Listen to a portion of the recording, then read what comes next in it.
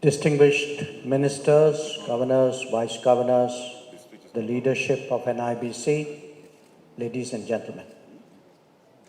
It's a great pleasure to be here with all of you, not least because I've been described as an honest man, but this is the first visit of a foreign minister from India to Nigeria. If you are wondering why, so am I. But I do think it's an occasion to reflect those of us who are involved in diplomacy, foreign policy, politics, to reflect not just on what we did or we did not do or we could have done, but really looking forward, what more, what differently can we do to take this relationship. I've been here for 2 days. This is my third day. I'm leaving immediately after this engagement. And I want to share with you that in the course of these 3 days, this is my third business event. I've also done 2 community events. And I mentioned that because to me, it is really the business and the community, the Indian community, which is the true strength of the relationship.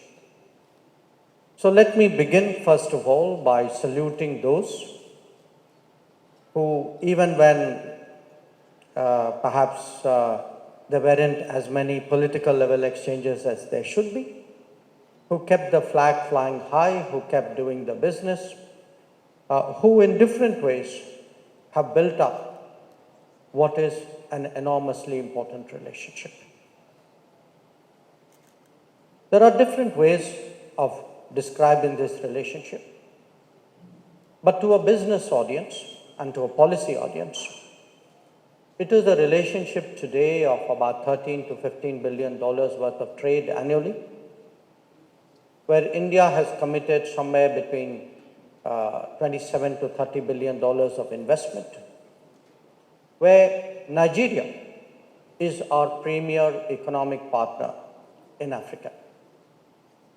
But having said that, I would also urge you not to be satisfied, to look at the potential. I was reminding some folks yesterday that India's exports in the year that has just been completed was $766 billion. And I'd surely like, and I'm sure you would surely like, a larger part of that share to come to Nigeria. Because today, we are a $4 trillion economy, an economy with a range of capabilities and technologies and experiences and practices, which we perhaps did not have in earlier years, and which really today provide the basis for a more serious interaction. What can we, from the side of the government, do to really build up the business relationship even more strongly? I think our primary responsibility is to improve the enabling environment, to look at the kind of problems that I've been hearing about in the last 2 days: banking, insurance, credit guarantees, flight connections, trade settlements.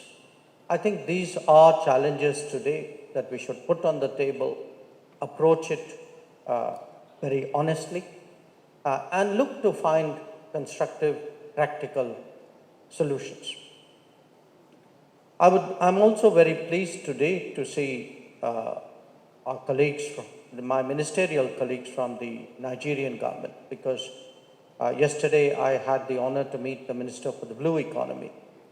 And I mention this because in many ways, if we are to give this relationship more weight and substance and practicality, we should get beyond the world of protocol and diplomacy, not look at it in a very narrow sense, but really to get down to business and look at different parts of our economy and of our government and of our policy making and see where is it that we can build the connect. So even though I'm a foreign minister, I urge all of you really to look beyond the foreign policy establishment to build the linkages which will really take our relationship to a new level. Now, having spoken about India-Nigeria, let me make a larger point in respect of Africa. Africa is rising, and India is betting on Africa's rise. We are betting on Africa's rise because by any objective assessment, today there is so much going for Africa in terms of demography, in terms of resources, in terms of ambition, in terms of increasingly of policy alignments that clearly portend a very different, a much more positive future in the very short term. Now, we are betting on Africa because, as the President of NIBC reminded us, we have a shared past, not always a happy history, not between us, but between us and some other people.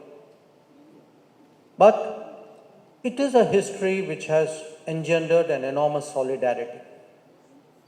And that solidarity today makes me say very clearly that for us, when we speak about a changing global order, we clearly today, India, as I said, the most populous country in the world, the fifth largest economy, a $4 trillion approximate GDP.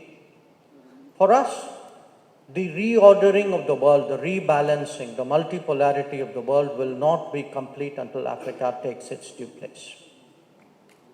And we speak of it often, certainly in the diplomatic world, in terms of, there will be reform of the United Nations, who will have a seat, how will it go? And all of that is very important. But I would say to all of you that rebalancing, reordering a new global order will only happen when the core of it is economic, which is the rise of Africa has to be the economic rise of Africa. Now, that obviously presents choices because it is very difficult to go up in the global order by being a market for others or just by being a provider of resources. So the value that India brings, and it's a value today, I think, which is reflected in the room and in the conversations that will happen, which is how do we today invest in Africa? How do we manufacture in Africa? How do we produce in Africa? How do we value add in Africa? And I suggest to you, ladies and gentlemen, that is really the that is the special nature of the relationship today between India and Africa. That we are prepared today to partner in this range of activities of production, of value add, of research, of localization, of the employment which will come with it, and of addressing the socio-economic needs which are very similar to ours. We are all on the same journey today. Some of us are a little bit ahead, but at the end of the day, everything that we are going through currently and we have been through and we will go through are exactly what is your journey as well. So my message to you today is, at a time, especially after the COVID, when we have all discovered the dangers of depending on faraway geographies for our basic needs, because we all had that anxiety for those years, when everything which we assumed internet global trade will provide very smoothly did not arrive on our shores. That today, if there is a push for local production, for, as I said, greater value add, if we need more resilient and reliable supply chains, if we have to share technology, India is your partner. And these are not nice words to be said at a conference. The proof of our commitment are in 200 development projects across the continent and another 70, 80 which are underway. It is there in relevant experiences today that even as we are looking at investments and collaboration, these should not be rooted in the past. They must look at the sectors which will matter, at digital public infrastructure, at green and clean growth, at water, at agricultural sustainability and security, at the blue economy.